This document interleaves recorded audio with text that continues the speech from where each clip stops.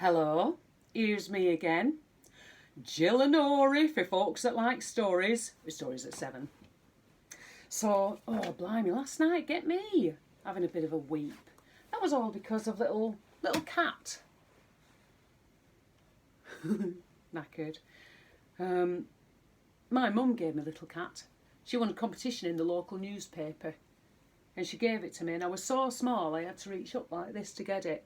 And I'm not joking, but my mum, she was quite small herself. And my mum had a teddy bear as well that was loved like the Velveteen Rabbit till it was almost bald. It had a big patch on his belly as well. But that is beside the wayside. Hello, how are you doing? Here we are with the Velveteen Rabbit Part 2. But then we're going to start the other book after this one. But anyway, enough of that nonsense. So what's happened? Yes, the little boy said to Nana, he's not a toy, he's real. Oh. And the Velveteen Rabbit was so happy. Let's dive right back in. Give yourself a wiggle. Get yourself comfy. That was a wonderful summer. Near the house where they lived, there was a wood, and in the long June evenings, the boy liked to go there after tea to play.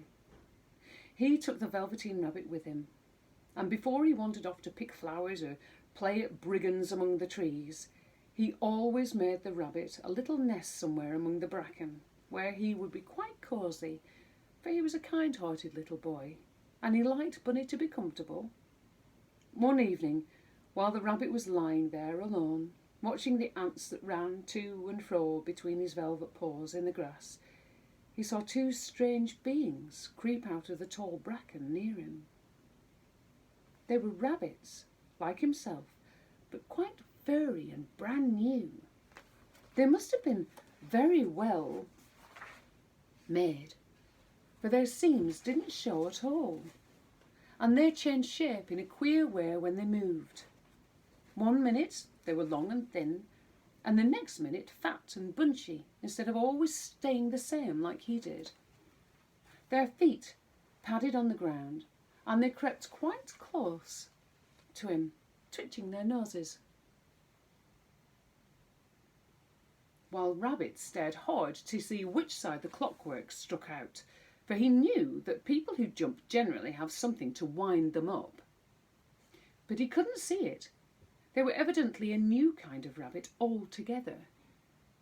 They stared at him, and the little rabbit stared back, and all the time their noses twitched. I'm a little distracted because Pam's here. Oh, that's nice, isn't it? Let's see if she'll settle while I read. "Why don't you get up and play with us?" one of them asked. Oh, there's Wendy as well. I don't... Oh. She's a chatty Nancy, is that one? Well, chatty Wendy. "Why don't you get up and play with us?" one of them asked. "I don't feel like it," said the rabbit, for he didn't want to explain that he had no clockwork. "Ha!" said the furry rabbit. "It's as easy as anything." And he gave a big hop sideways and stood on his hind legs. "I don't believe you can." "I can," said the little rabbit. "I can jump higher than anything." He meant when Boy threw him, but of course he didn't want to say so. "Can you hop on your hind legs?" said the furry rabbit. That was a dreadful question, for the Velveteen Rabbit had no hind legs at all. The back of him was made all in one piece, like a pincushion. He sat still in the bracken and hoped that the other rabbits wouldn't notice. "I don't want to," he said again, but the wild rabbits have very sharp eyes, and this one stretched out his neck and looked. "He hasn't got any hind legs," he called out. "Fancy a rabbit without any hind legs!" And he began to laugh. "I have," cried the little rabbit. "I have got hind legs. I'm sitting on them." "Then stretch them out and show me, like this," said the wild rabbit. And he began to whir around and dance and dance and dance until the little rabbit got quite dizzy. "I don't like dancing," he said. "I'd rather sit still." But all the while he was longing to dance, for a funny new tickly feeling ran through him, and he felt he would give anything in the world to be able to jump about like these rabbits did. The strange rabbit stopped dancing and came quite close. He came so close this time that his long whiskers brushed the Velveteen Rabbit's ear, and then he wrinkled his nose suddenly and flattened his ears and jumped backwards. "He doesn't smell right," he exclaimed. "He isn't a rabbit at all. He isn't real." "I am real," said the little rabbit. "I am real. The boy said so." And he nearly began to cry. Just then there was a sound of footsteps, and the boy ran past near them, and with a stamp of feet and a flash of white tails, the two strange rabbits disappeared. Come back and play with me," called the little rabbit. "Oh, do come back. I know I am real." But there was no answer, only the little ants that ran to and fro, and the bracken swayed gently where the two strangers had passed. The Velveteen Rabbit was all alone. "Oh dear," he thought. "Why did they run away like that? Why couldn't they stop and talk to me?"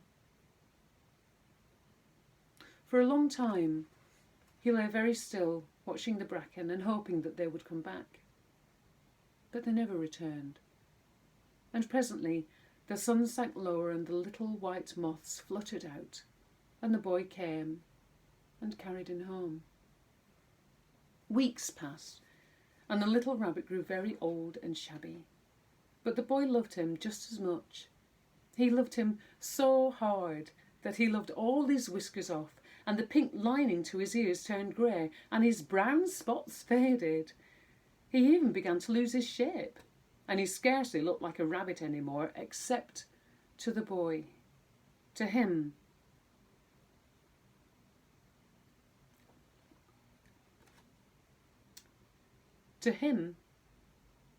he was always beautiful, and that was all the little rabbit cared about. He didn't mind how he looked to other people, because the nursery magic had made him real, and when you are real, shabbiness doesn't matter. And then one day, the boy was ill. His face grew very flushed, and he talked in his sleep, and his little body was so hot it burned the rabbit when he came close. Strange people came and went in the nursery, and light burned all night, and through it all, the little Velveteen Rabbit lay there, hidden from sight under the bedclothes, and he never stirred, for he was afraid that if they found him, someone might take him away, and he knew that the boy needed him. It was a long, weary time, for the boy was too ill to play, and the little rabbit found it rather dull with nothing to do all day. But he snuggled down patiently and looked forward to the time when the boy would be well again, and they would go out in the garden amongst the flowers and the butterflies and play splendid games in the raspberry thicket like they used to. All sorts of delightful things he planned. And while the boy lay half asleep, he crept up close to the pillow and whispered them in his ear. And presently the fever turned, and the boy got better. He was able to sit up in bed and look at picture books while the little rabbit cuddled close by his side. And one day they let him get up and dress. It was a bright sunny morning, and the windows stood wide open. They had carried the boy out onto the balcony wrapped in a shawl, and the little rabbit lay tangled up among the bedclothes, thinking. The boy was going to the seaside tomorrow. Everything was arranged, and now it only remained to carry out the doctor's orders. They talked about it all while the little rabbit lay under the bedclothes, with just his head peeping out, and listened. The room was to be disinfected, and all the books and toys that the boy had played with in bed must be burnt. "Hurrah!" thought the little rabbit. "Tomorrow we shall go to the seaside." For the boy had often talked of the seaside, and he wanted very much to see the big waves coming in and the tiny crabs and the sandcastles. And just then Nana caught sight of him. "How's about his old bunny?" she asked. "That," said the doctor. "Why, that's a mass of scarlet fever germs. Burn it at once." "What? Nonsense. Get him a new one. He mustn't have that any more." "I know, Wendy." And so the little rabbit... "Wendy, give over." She's scratching to get attention. She is a one, this Wendy. I do apologise about that interruption. And so the little rabbit was put into a sack with the old picture books and a lot of rubbish and carried out to the end of the garden behind the fowl house. That was a fine place to make a bonfire, only the gardener was too busy just then to attend to it. He had the potatoes to dig and the green peas to gather, but next morning he promised to come quite early and burn the whole lot. That night, the boy slept in a different bedroom, and he had a new bunny to sleep with him. It was a splendid bunny, all white plush with real glass eyes, but the boy was too excited to care very much about it, for tomorrow he was going to the seaside, and that in itself was such a wonderful thing that was all that he could think about. All the while the boy was asleep, dreaming of the seaside, the little rabbit lay among the old picture books in the corner behind the fowl house, and he felt very, very lonely. The sack had been left untied, and so by wriggling a bit he was able to get his head through the opening and look out. He was shivering a little, for he had always been used to sleeping in a proper bed, and by this time his coat had worn so thin and threadbare from hugging that it was no longer any protection for him. Nearby he could see the thicket of raspberry canes, growing tall and close, like a tropical jungle, in whose shadow he had played with the boy on bygone mornings. He thought of those long sunlit hours in the garden. How happy they were!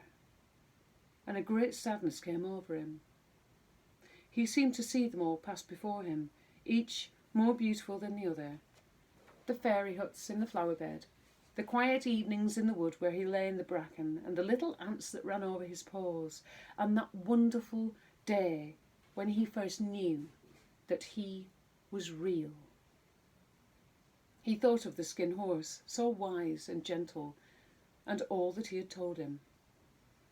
Of what use was it to be loved and lose one's beauty and become real if it all ended like this? And a tear, a real tear, trickled down his little shabby velvet nose and fell onto the ground. And then a strange thing happened. For where the tear had fallen, a flower grew out of the ground, a mysterious flower, not at all like any that grew in the garden. It had slender green leaves, the colour of emeralds, and in the centre of the leaves a blossom like a golden cup. It was so beautiful that the little rabbit forgot to cry and just lay there watching it. And presently the blossom opened, and out of it stepped a fairy. Look. She was quite the loveliest fairy in the whole world. Her dress was of pearl and dewdrops, and there were flowers around her neck and in her hair, and her face was like the most perfect flower of all. And she came close to the little rabbit and gathered him up in her arms and kissed him, just on his velveteen nose that was all damp from crying. "Little rabbit," she said, "don't you know who I am?" The rabbit looked up at her, and it seemed to him that he had seen her face before, but he couldn't think where. "I am the nursery magic fairy," she said. "I take care of all the playthings that the children have loved when they are old and worn out, and the children don't need them anymore, then I come and take them away with me and turn them into real." "Wasn't I real before?" asked the little rabbit. "You were real to the boy," the fairy said, "because he loved you. Now you shall be real for everyone." And she held the little rabbit close in her arms and flew with him into the wood. It was light now, for the moon had risen. All the forest was beautiful, and the fronds of the bracken shone like frosted silver. In the open glade between the tree trunks, the wild rabbits danced with their shadows on the velvet grass, but when they saw the fairy, they all stopped dancing and stood round in a ring to stare at her. "I've brought you a new playfellow," the fairy said. "You must be very kind to him and teach him all he needs to know in Rabbitland, for he is going to live with you forever and ever." She kissed the little rabbit again and put him on the grass. "Run and play, little rabbit," she said. But the little rabbit sat quite still for a moment and never moved. For when he saw all the wild rabbits dancing around him, he suddenly remembered about his hind legs, and he didn't want them to see that he was made all in one piece. He did not know that when the fairy kissed him that last time, she changed him altogether. And he might have just sat there a long time too shy to move, if just then something hadn't tickled his nose, and before he thought what he was doing, he lifted his hind toe to scratch it. And he found he actually had hind legs. Instead of dingy velveteen, he had brown fur, soft and shiny. His ears twitched by themselves, and his whiskers were so long that they brushed the grass. He gave one leap, and the joy of using those hind legs was so great that he went springing about the turf on them, jumping sideways and whirling round as the others did, and he grew so excited that when at last he did stop to look for the fairy, she had gone. He was a real rabbit at last, at home with the other rabbits. Autumn passed and winter, and in the spring, when the days grew warm and sunny, the boy went out to play in the wood behind the house. And while he was playing, 2 rabbits crept out from the bracken and peeped at him. One of them was brown all over, but the other had strange markings under his fur, as though long ago he'd been spotted, and the spots still showed through. And about his little soft nose and his round black eyes there was something familiar that the boy thought to himself, "Why, he looks just like my old bunny that was lost when I had scarlet fever." But he never knew that it really was his own bunny. Come back to look at the child who had first helped him to be real. And that's the end. Isn't that lovely? Isn't it? Well, I hope you enjoyed that. We're going to start on this next, Nutcracker and Mouse King. I'm quite excited. I think it's going to be an exciting adventure for us. It's got very small writing, so hopefully our chapters won't be too long. But that'll be me and that'll be Sue. Together we're going to do it for you. Fingers crossed on Jillanory, for folk that like a story. Anyway, for now, I'm going to sit in my creaky chair. Well, actually, I better see to blimmin' Pam and Wendy before they go scratching anything else. But you lot take care. And, yeah, I'll see you soon.